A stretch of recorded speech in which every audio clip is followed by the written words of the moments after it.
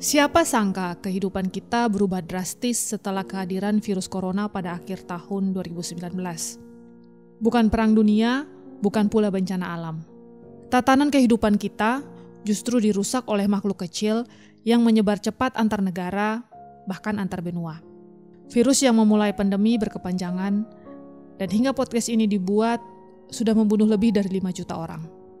Sepanjang peradaban, manusia sebenarnya sudah akrab dengan pandemi. Setiap pandemi berarti pengurangan populasi sekaligus perubahan tatanan sosial, ekonomi, hingga politik. Dan jika berbicara pandemi paling parah dalam sejarah, jawabannya adalah Black Death atau maut hitam. Black Death adalah wabah yang terjadi pada abad ke-14, sekitar 670 tahun yang lalu. Black Death disebut sebagai pandemi terparah karena membunuh 1/3 hingga 2/3 penduduk Eropa. Sebagai ilustrasi, kamu bisa bayangin seperti waktu serem-seremnya pandemi COVID kemarin, tapi terjadi 600 tahun yang lalu. Listrik jelas belum ditemukan. Dunia medis, antibiotik aja baru ditemukan tahun 1928. Pada waktu itu, kamu nggak bisa keluar rumah tanpa mencium bau tak sedap dari mayat-mayat yang belum sempat dikuburkan, menumpuk di gerbang area pemakaman, atau yang membusuk sendirian di rumah tetangga. Lalu penduduk kota di mana kamu tinggal berkurang hingga setengahnya.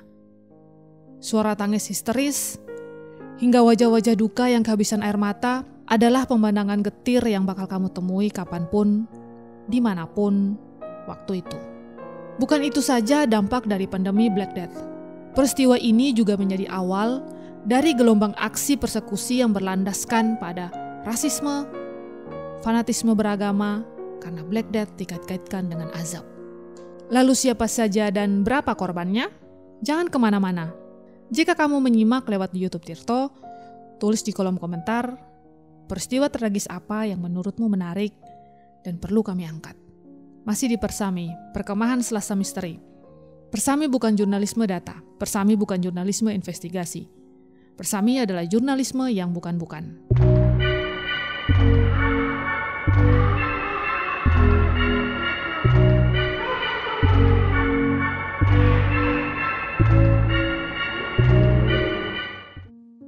Mari kita jalan-jalan ke Eropa, ke masa lalu, yaitu pada pertengahan abad ke-14, tepatnya tahun 1346 hingga 1351. Ini adalah masa yang begitu kelam. Eropa sedang dilanda wabah bubonik, atau wabah yang berkaitan dengan penyakit pes. Penyebabnya adalah bakteri yang bernama Yersinia pestis, dan biasanya ada di dalam kutu. Joseph Patrick Byrne dalam bukunya yang berjudul The Black Death menyebutkan bahwa ada 3 cara penyebaran bakteri mematikan ini. Pertama, melalui sistem darah. Bakteri Yersinia pestis awalnya dibawa oleh serangga atau hewan pengerat seperti tikus. Ketika hewan itu menggigit manusia, bakteri akan masuk ke dalam sistem peredaran darah. Kedua, melalui udara yang dihembuskan oleh penderita. Kemudian menyerang sistem pernafasan. Pada fase ini, penularan sudah bukan lagi hewan ke manusia, tapi manusia ke manusia. Hingga persebaran penyakitnya berlangsung begitu cepat. Dan ketiga, yang paling umum, adalah melalui pembengkakan kelenjar getah bening di leher, ketiak, atau pangkal paha. Ada banyak teori tentang dari mana asal bakteri ini, dan bagaimana bisa sampai ke Eropa. Satu versi mengatakan kalau bakteri ini berasal dari daratan stepa di Asia Tengah, menyebar melalui jalur sutra yang dibawa oleh tentara dan pedagang Mongol yang pada masa itu memang masih berkuasa di Asia bagian barat. Kasus pertama di Eropa terjadi di kota Kava, semenanjung Crimea, pada tahun 1347. Setahun setelahnya, para pelaut Genoa membawa penyakit itu ke daratan Italia. Mengingat penyakit ini sudah mencapai tahap penularan antara manusia, persebarannya jadi jauh lebih cepat. Dari Italia ke Perancis, lalu ke Spanyol, Portugal, dan akhirnya menyeberang ke Inggris. Dan tak lama kemudian ke Jerman, Norwegia, bahkan ke Pulau Islandia. Jika kamu ada di Eropa di masa itu, kamu akan melihat banyak sekali korban yang sedang sekarat di rumah-rumah, di rumah sakit, bahkan jalanan kota-kota besar. Kondisi ini diperparah dengan minimnya kesadaran untuk hidup bersih. Kesadaran tentang pentingnya kebersihan baru benar-benar berkembang di Eropa pada abad ke-19. Sebelumnya, jalanan Eropa umumnya jorok, penuh dengan kotoran hewan dan kotoran manusia. Yang mana jelas kondisi itu memfasilitasi persebaran penyakit menular. Kembali ke Black Death. Ketika seseorang terinfeksi, hidupnya pun tinggal menghitung hari. Paling lama 1 minggu. Korban akan menunjukkan gejala demam tinggi, pusing, pegal-pegal, muntah-muntah, dan setelahnya beberapa dari mereka akan mengalami batuk, sesak nafas, lalu muntah darah. Dan tidak lama berselang, ajal pun menjemput. Sebenarnya, wabah ini juga menyerang sebagian Asia Barat dan Afrika bagian utara. Namun kondisi yang paling parah di Eropa.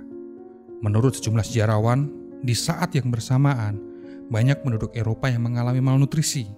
Kondisi ini otomatis ikut melemahkan sistem kekebalan tubuh dan membuat orang-orang Eropa makin mudah dimangsa oleh wabah. Lalu berapakah orang yang mati gara-gara pandemi Black Death? Lagi-lagi, tidak ada angka yang pasti. Ada satu versi yang memperkirakan Black Death membunuh 75 hingga 200 juta penduduk Eropa, plus sebagian Asia dan Afrika. Dan jika melihat komposisi penduduk pada saat itu, Black Death membunuh antara 1/3 hingga 2/3 penduduk Eropa. Jangan heran jika tiba-tiba muncul banyak kuburan massal di Eropa. Kuburan biasa tidak mampu menampung jumlah korban. Kuburan massal jadi solusi terbaik, karena bisa menguburkan beberapa mayat sekaligus dalam satu lubang. Ada banyak kota di Eropa yang populasinya terpangkas hingga setengahnya. Misalnya, Paris.